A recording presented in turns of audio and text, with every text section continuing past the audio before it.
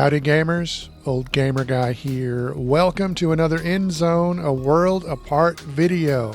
We've been making our way through these individual tutorials and we have reached the final one. Actually, they have Prosperity as the final tutorial, but I saved Raiders for last. I just felt like that would be the most exciting finale.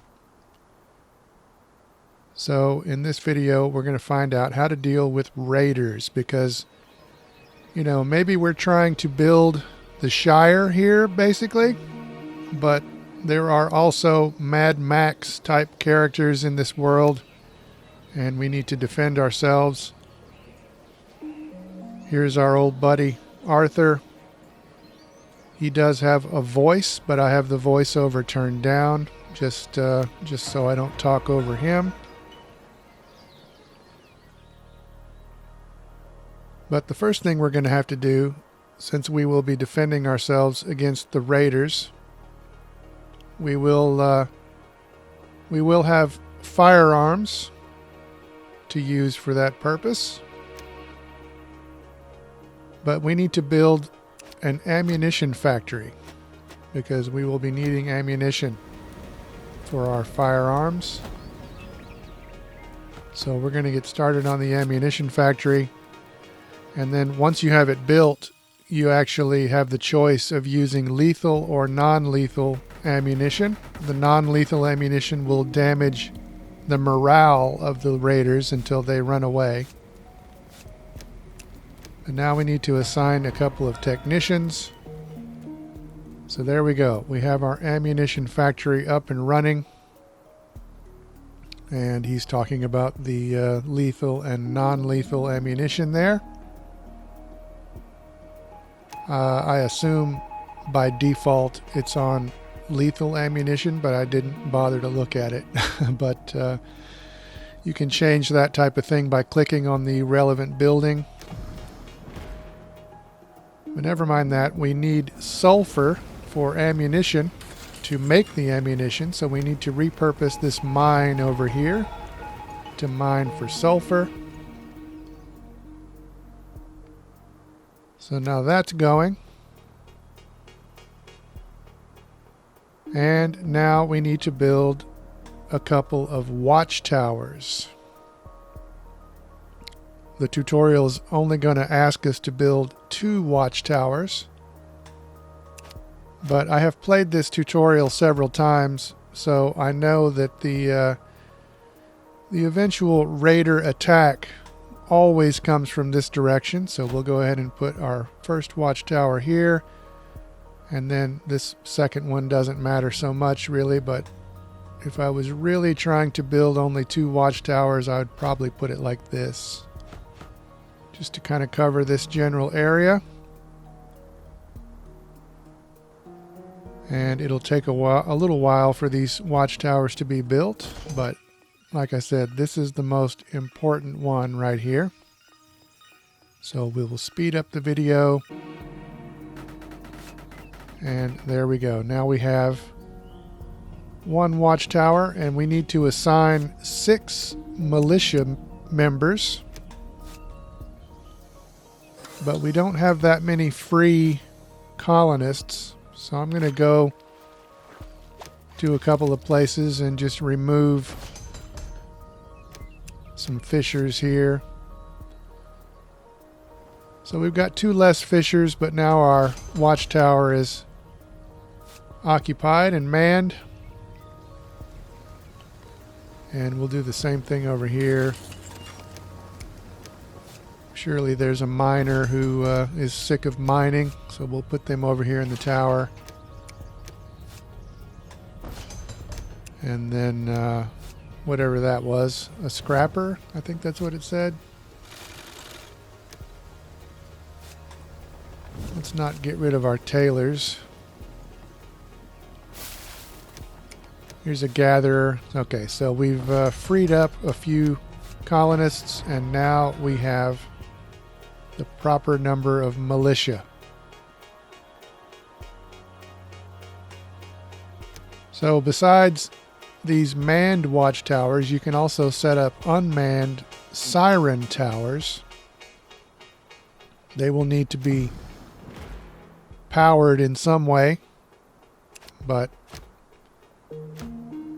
I decided to put my siren tower over here. And as always, I spend way too much time worrying about the placement of these buildings. It's just a tutorial. It doesn't matter. Just build the thing and get through it. But I'm always going, no, this would be better right here. Okay, so now we need power. I'm just going to build a wind turbine here. Actually, that's what they want us to do, is to build a wind turbine. One time when I played this tutorial, I wasn't really paying attention. I built a bunch of power lines and waited for them to be built. And then I looked down there in the lower right-hand corner and I realized, no, that's not what they wanted to happen right there. But this construction takes quite a while, so we will speed up the video again.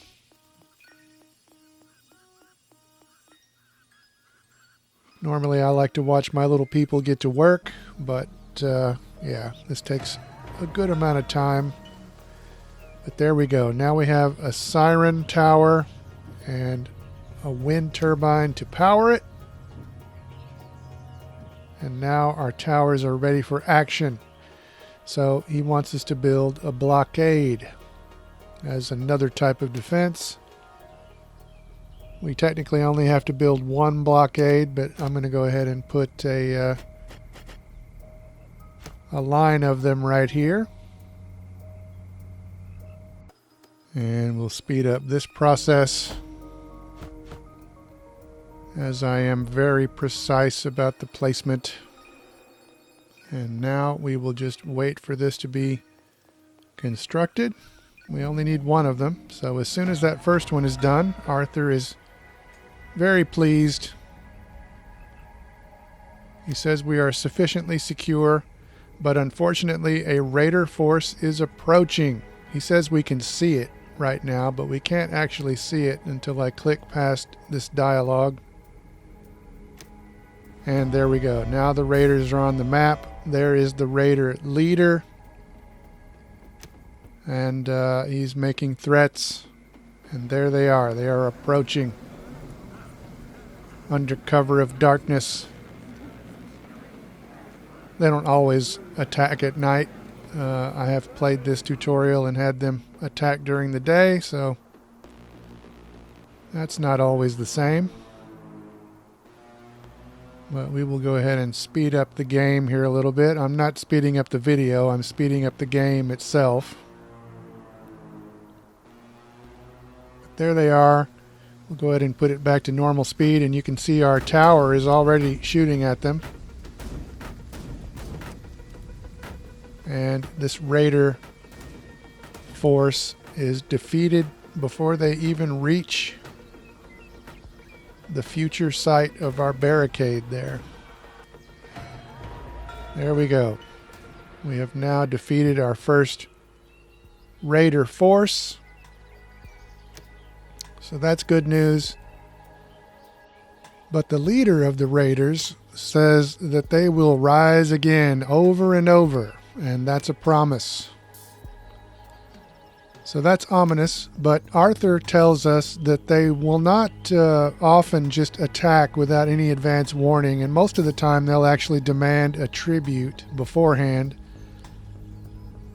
And if you pay the tribute, they will leave you in peace for a certain amount of time. So in this part of the tutorial, they want us to pay that tribute. And so we have 100 rations in our settlement. So then we can click on that orange box and start to add rations, and you can see that circle around the accept button will fill up as you add rations, and it turns out they will accept 50 rations. So we'll go ahead and make this deal, mainly because that is what the tutorial wants us to do. And then also we killed a bunch of them, and so we got some resources off of their dead bodies, apparently. And I'm assuming that if you use non-lethal ammunition, then they will just run away and you won't get that extra stuff. But I'm just guessing. It makes sense, but that doesn't always mean anything. But never mind that. We have reached the end of this tutorial. So that will do it for these individual tutorial videos. Hopefully they've been informative and entertaining. There's also a main tutorial, and I really wasn't planning on doing a video for that, but I could if anybody's interested. I have a couple of other new games I would like to make some videos for, so I'll be doing that. But for now, as always, thanks very much for watching.